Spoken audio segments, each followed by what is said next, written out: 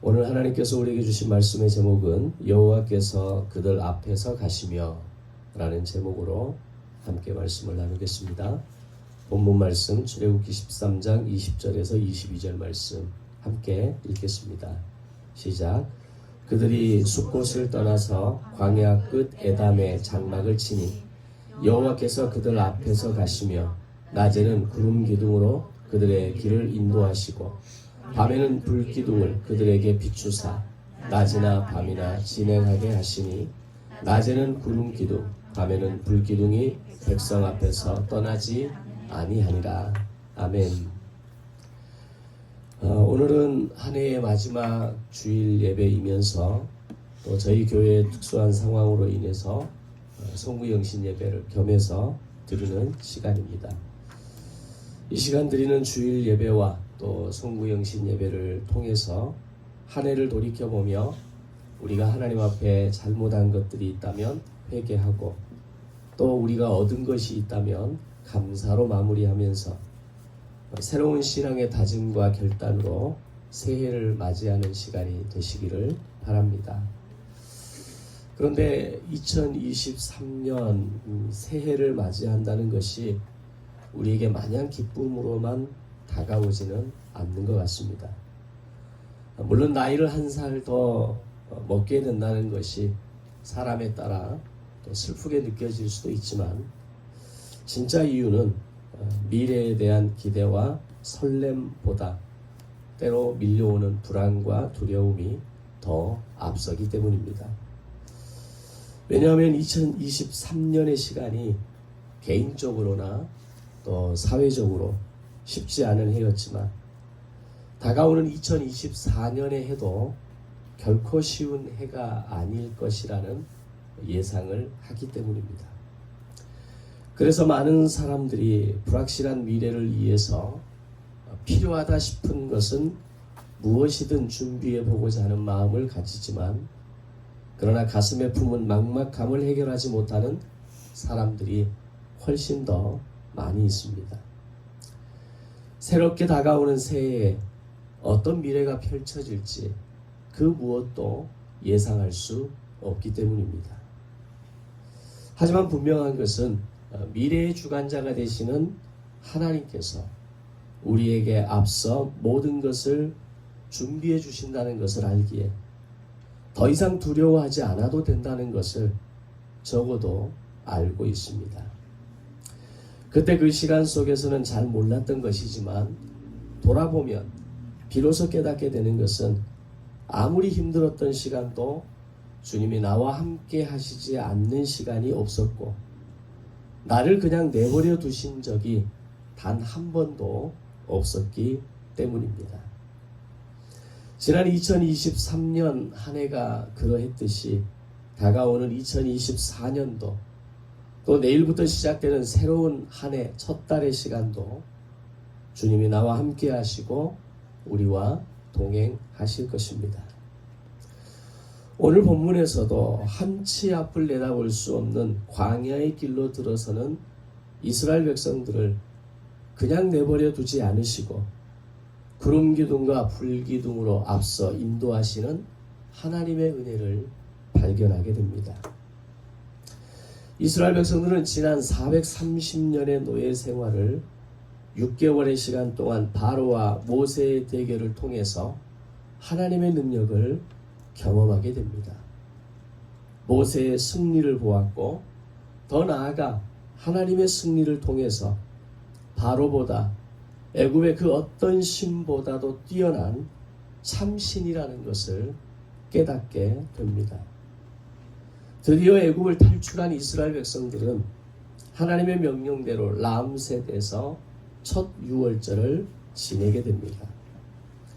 이것은 10번째 재앙을 통해서 하나님께서 이스라엘 백성에게 세우신 첫 번째 절기였고 이 첫 번째 절기를 통해서 애굽의 장자와 짐승의 첫 새끼까지 모두 죽음을 경험했지만 이스라엘의 장자들은 어린 양의 피를 문설주와 임방의 바름으로 인해서 죽음을 면할 수 있었고 애굽을 빠져나와 첫 장막을 치게 됩니다.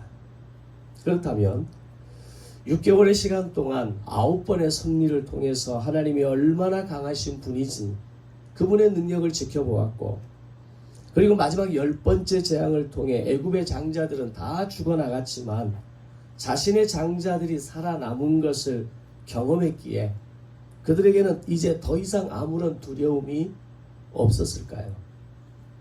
이후에도 하나님은 변함없이 우리를 지켜주시고 그 어떤 재앙에도 우리를 보호하실 것이며 그 어떤 어려움에서도 우리를 건지실 것이라는 확신으로 충만했을까요?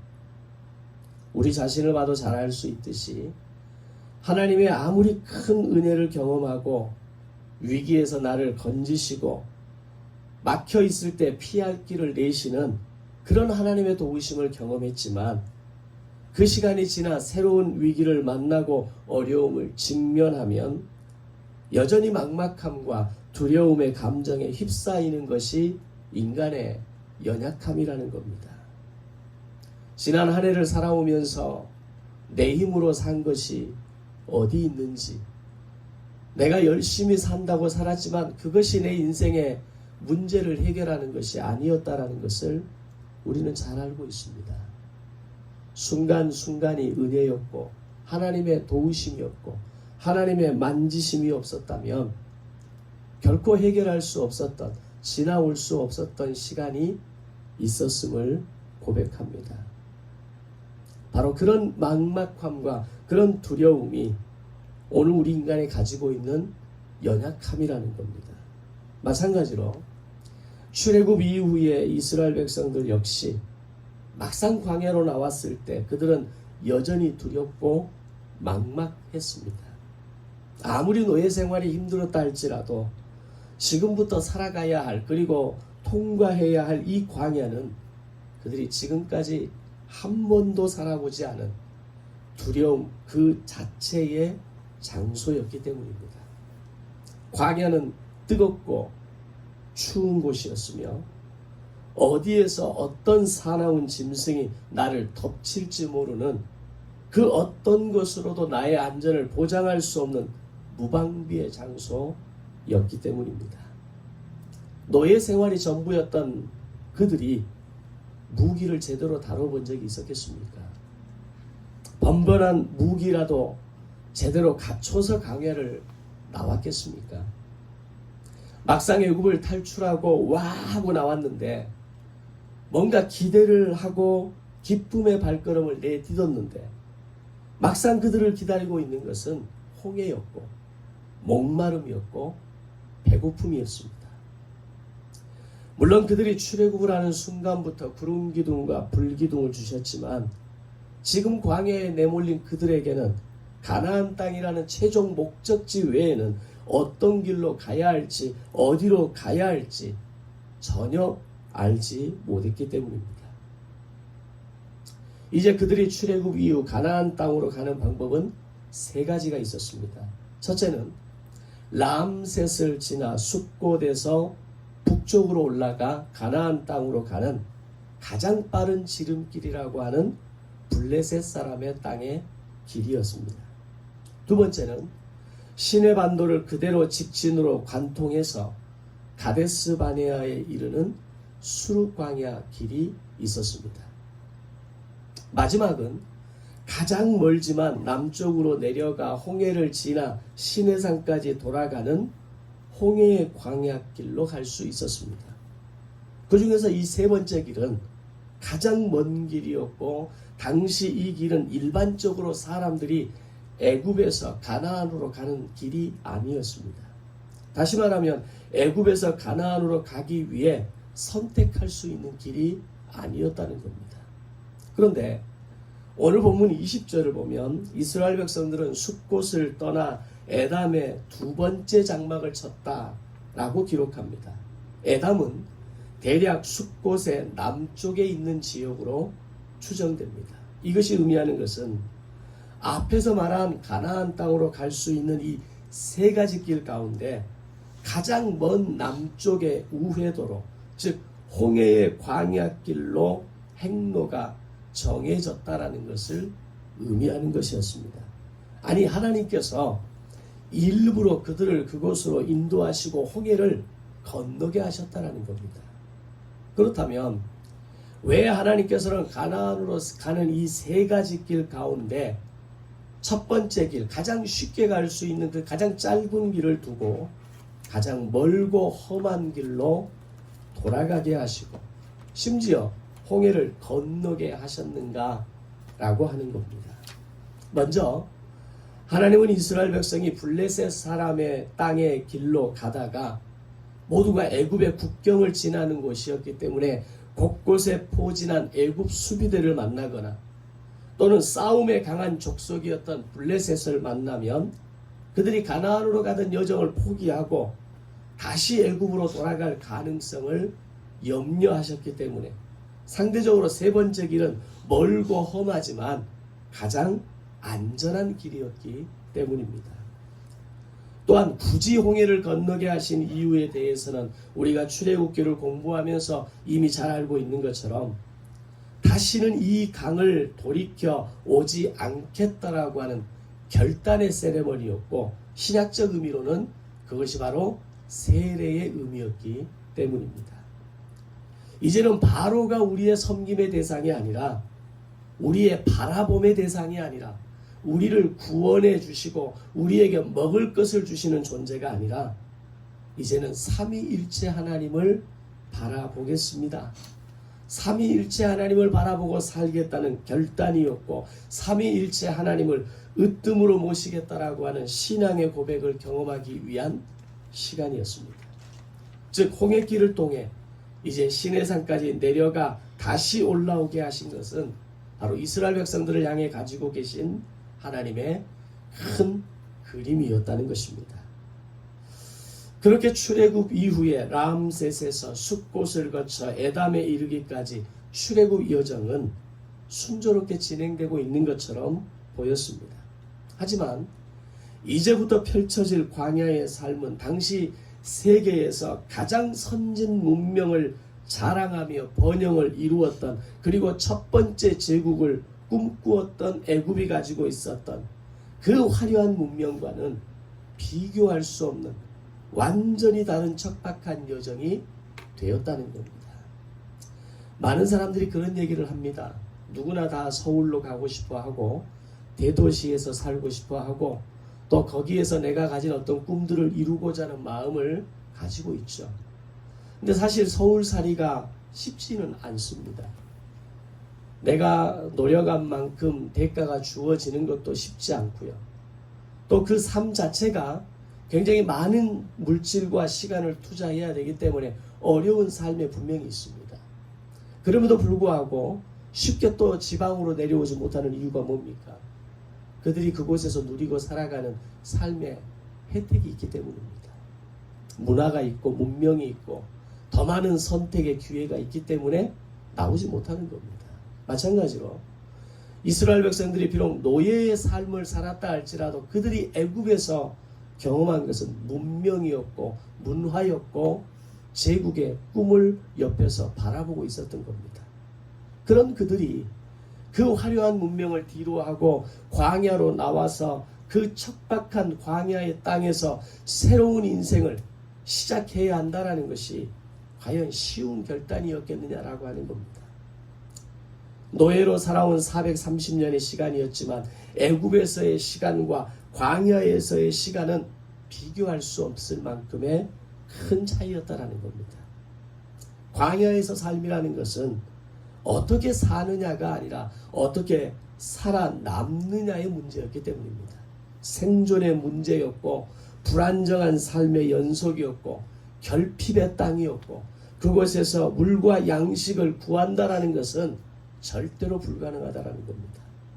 그들이 노력해서 농사를 지어서 스스로 먹을 것을 구할 수도 없는 곳이 광야라는 곳입니다.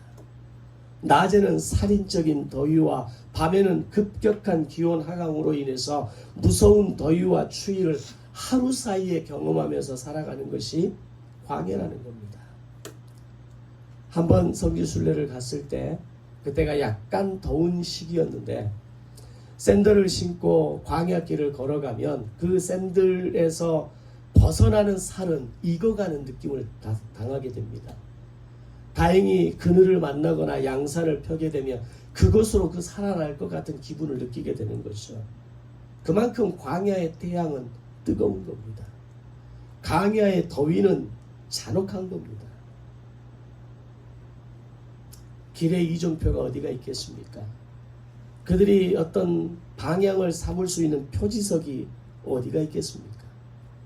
길이 나 있다가도 불어오는 바람에 뒤덮여버리면 순식간에 길은 사라져 버리는 겁니다. 그러나 하나님은 이스라엘 백성이 위험과 위기에 부딪히기 전에 앞서서 이스라엘을 위해 큰 은혜를 베푸셨던 겁니다. 바로 그 은혜의 시작이 뜨거운 낮의 길을 위해서는 구름 기둥을 세우셨고, 춥고 어두운 밤의 여정을 위해서는 불기둥을 세우셨던 겁니다. 그렇게 뜨거운 한낮의 날씨이다가도 그늘 속으로 들어가기만 하면 살만하다고 느끼는 곳이 광야였기 때문입니다. 불기둥은 더 이상 말이 필요하지 않을 것입니다.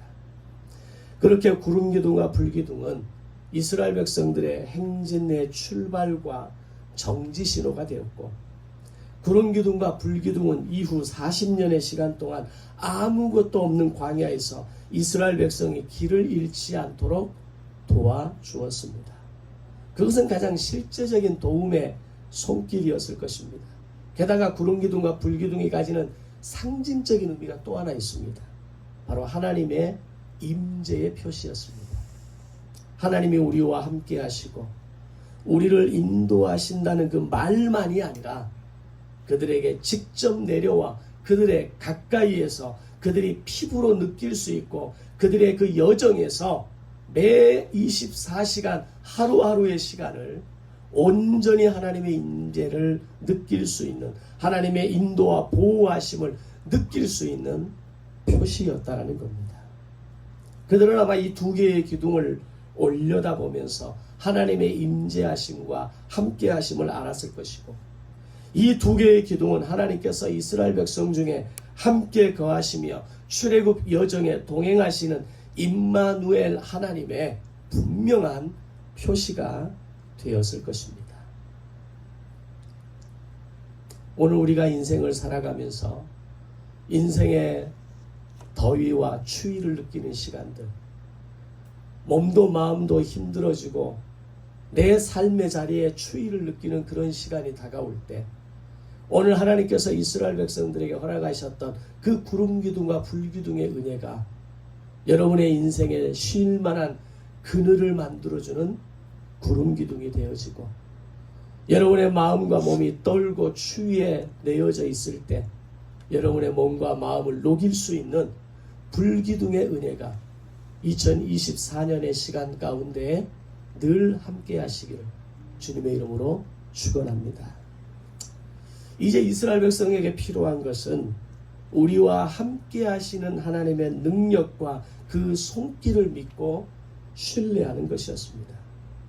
구름기둥과 불기둥을 보면서 비록 척박한 광야이지만 하나님의 인도하심을 의지하고 가나안 여정 끝까지 인내하며 참아내야 했습니다.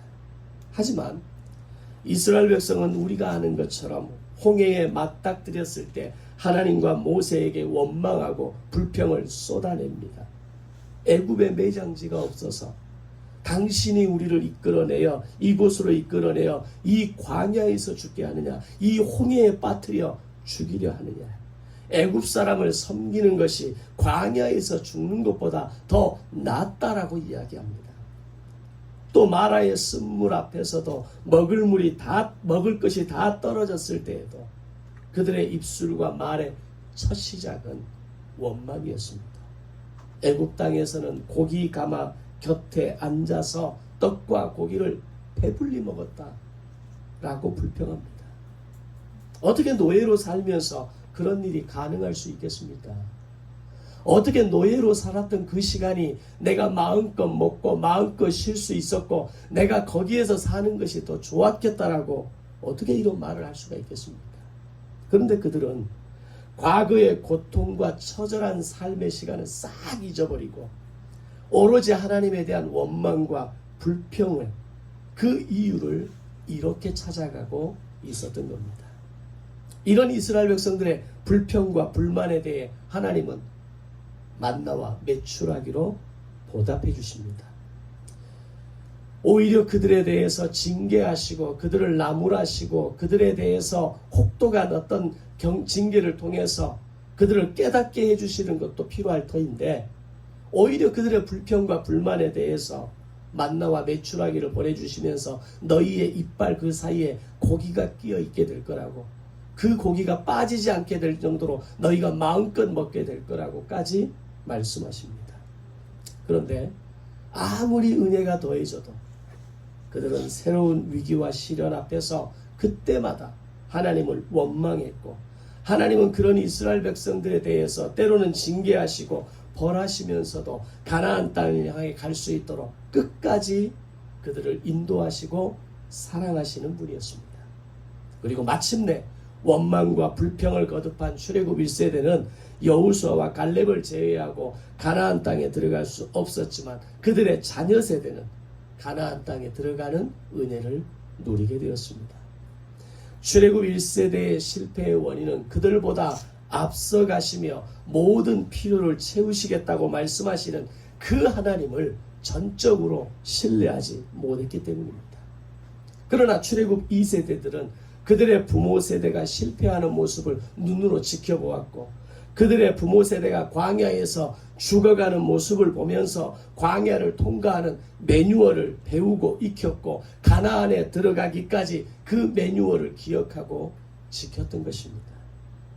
자, 그렇다면 이제 우리 앞에 다가오는 2024년의 이 새로운 해를 우리는 어떻게 맞이하고 어떻게 시작해야 할지 그 방법이 보이게 됩니다. 여러 가지 국제적인 상황과 사회적 분위기로 인해서 기대와 설렘보다 불안과 두려움이 더 앞서는 것이 사실입니다. 하지만 우리는 알고 있습니다. 3500년 전부터 하나님은 이스라엘 백성들과 함께 하셨듯이 우리와 함께 하시는 분이시며, 구름기둥과 불기둥으로 그들의 인생을 인도하셨듯이 오늘의 우리의 인생에서도 구름기둥과 불기둥으로 우리보다 앞서 가실 것을 믿음으로 고백합니다. 우리는 지난 한 해도 그 크신 하나님의 사랑과 은혜로 인해 구름기둥과 불기둥의 인도하심 가운데 살아올 수 있었습니다. 그것은 내일과 앞으로 다가올 미래도 마찬가지입니다. 비록 3500년 전에 구름기둥과 불기둥이 더 이상 우리의 눈앞에 보이지는 않습니다. 그러나 66권의 말씀이 오늘 우리의 삶을 환하게 비춰 주실 것입니다. 인생이 막히고 어려울 때, 꼬이고 복잡할 때, 내가 어디로 가야 할지 알 수 없을 때 나의 인생의 길을 환하게 비춰주실 그 말씀의 능력이 오늘 저와 여러분이 새로운 한 해를 시작하는 우리의 각오이고 결단이고 기대가 되기를 소망합니다. 또한 꿈이 있는 교회 공동체가 함께 드리는 이 예배와 여러분의 개인의 경건 생활과 자기 경영이 하나님의 함께 하심과 인도하심을 매일매일 확인하게 해 주실 것입니다. 무엇보다 주님의 약속대로 성령께서 날마다 우리와 함께 하실 것입니다. 다가오는 새해를 하루 남겨두고 있는 지금의 시간 앞에서 우리는 나보다 앞서 가시는 하나님의 인도하심을 깨닫고 나와 항상 함께 하시는 하나님의 함께 하심을 신뢰하며 우리에게 주어진 여정을 주님과 함께 걸어가는 한 해가 되시기를 바랍니다. 2024년 새해에도 우리를 위해 완벽하게 준비하시고 계획하시고 섭리하시는 하나님을 전적으로 신뢰한다며 우리의 홍해의 광야길 같은 험난한 인생의 여정이 다가온다 할지라도 우리는 반드시 승리하고 우리는 반드시 그 광야의 길을 통과하게 될 것입니다. 그런 믿음의 결단과 각오가 오늘 저와 여러분의 고백이고 새로운 한 해를 시작하는 우리의 믿음의 선언이 되시기를 주님의 이름으로 축원합니다. 기도하겠습니다.